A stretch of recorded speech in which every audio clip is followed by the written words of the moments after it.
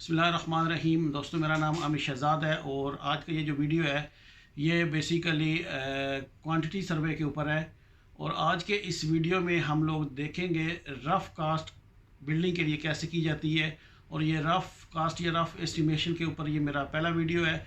ये सिंपली हम इसमें कैलकुलेशन करेंगे कि अगर एक बिल्डिंग बनी है रिसेंटली और सिमिलर बिल्डिंग हमें दोबारा डिफरेंट एरिया के साथ बनानी है, उसके और पहले की बिल्डिंग में एरिया का फ़र्क है, तो उसका रफ़ कास्ट हम लोग एस्टिमेट कैसे लगाएंगे। तो उसके लिए एक एग्जांपल रेडी की है।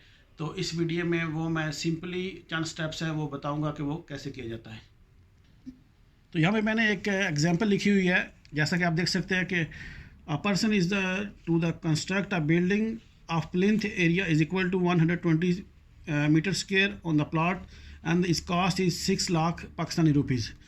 के एक आदमी ने एक बिल्डिंग रेडी की है जिसका एरिया 120 स्क्वायर मीटर है और उसकी जो लेबर कास्ट वहाँ पे आई है 120 स्क्वायर मीटर वाले बिल्डिंग पे वो पाकिस्तानी 6 लाख रुपए आई है।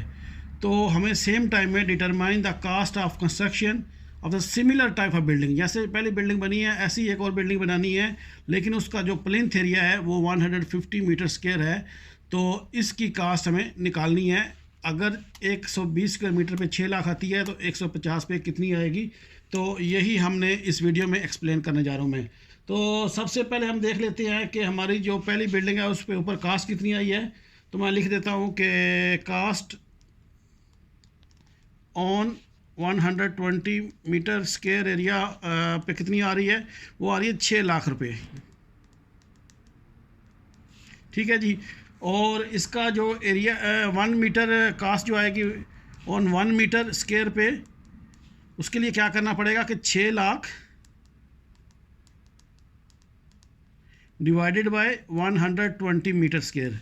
तो जब इसको इस पे डिवाइड करेंगे तो मेरा आंसर जो आएगा वो 5,000 रुपये पर स्क्वायर मीटर है। इसको मैं PKR लिख लेता हूँ,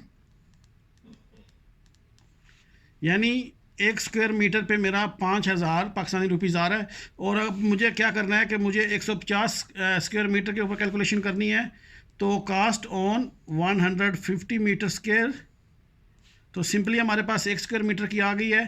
तो मैं क्या करने वाला हूँ कि 5,000 मल्टीप्लाई बाय 150, तो ये जो कास्ट है ये मेरे पास तकरीबन कैलकुलेशन के बाद 7,05,000 रुपया आ जाएगी। 15,5 75, तो ये 7,05,000 रुपया जो है वो मेरे पास इसकी कास्ट आ जाती है। दी है कि एक बिल्डिंग बनी हुई है उसकी सिमिलर बिल्डिंग, लेकिन उसके जो नई बिल्डिंग बनानी है उसका एरिया पहली बिल्डिंग से थोड़ा ज़्यादा है। तो उसका एस्टिमेट रफ कास्ट जो हम लोग निकालेंगे वो कैसे निकालेंगे। तो उम्मीद है कि ये पहली जो हमारी एग्जांपल जो सिंपल सी थी वो आपको क्लियर हो गई है। तो इंशाल्लाह नेक्स्ट वीडियोस में थोड़ा सा इसको कॉम्प्लिकेट करते हुए मज़ीद डिटेल में जाएंगे। मैं कोशिश करूँगा कि रफ कास्ट के ऊपर 3 से 4 वीडियो बना के इसको अच्छे तरीके से सिंपली स्टेप बाय स्टेप इसको क्लियर करें, जैसे कि मैंने अपने पहले की वीडियोस लाइका TI-06 में क्लियर किया था, या ऑटो कैड में अगर आप देखें जो मेरी ऑटो कैड फॉर बिगिनर है वो मैंने बिल्कुल ज़ीरो से स्टार्ट किया था। अगर आप प्ले लिस्ट में जाएंगे तो कोई भी नया आदमी उसको आराम से देख के अगर स्टेप बाय स्टेप सारी प्ले लिस्ट देखेगा तो इंशाल्लाह उसको क्लियर होगा। और इसमें भी क्वांटिटी सर्वे में भी हम स्टेप बाय स्टेप इसको क्लियर करते जाएंगे और इंशाल्लाह आपको बिगिनिंग से एक्सपर्ट लेवल के ऊपर सब चीज़ें क्लियर हो जाएगी। तो आज के लिए इतना ही। अपना बहुत ख्याल रखिएगा। अल्लाह हाफ़िज़। तो वीडियो क्लास में एक रिक्वेस्ट है आप लोगों से कि जो लोग पहली बार मेरे वीडियो को देख रहे हैं वो मुझे यूट्यूब के ऊपर आमिर शहज़ाद 216 लिख के सर्च कर सकते हैं। इसी तरह मेरी वेबसाइट है AMIRSHAHZAD216.com। ये मेरी वेबसाइट है। आप मेरी वेबसाइट के ऊपर आपको बहुत सारी चीज़ें मिल सकती हैं जो PDF में हो सकती है। जॉब से रिलेटेड पोस्ट मैं डेली बेसिस पे अपलोड करता रहता हूँ जो डिफरेंट कंट्रीज़ में होती हैं। इसी तरह आपको मेरे सर्वे से रिलेटेड टोटल स्टेशन या लेवल या GPS के तमाम जो नोट्स हैं या वीडियोस हैं वो मेरी वेबसाइट पे मिल सकती हैं। इसी तरह जो मेरी फेसबुक ऊपर भी आप मुझे आमिर शहज़ाद 216 यानी AMIRSHAHZAD 216 लिख के आप मेरे फेसबुक पेज को भी लाइक कर सकते हैं।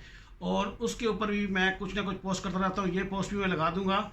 इसी तरह मैं कुछ जैसे ये एक सिंपल सा क्वेश्चन मैंने डाला है, इसी से रिलेटेड कोई और क्वेश्चन मैं उसके ऊपर भी पोस्ट कर दूँगा और आप वहाँ पे मुझे कमेंट्स में उसका आंसर दे सकते हैं, ताकि जो काम हम करें उसका रेगुलर हम होम प्रैक्टिस भी करते रहें, ताकि हम इसको अच्छे तरीके से इम्प्रूव कर सकें।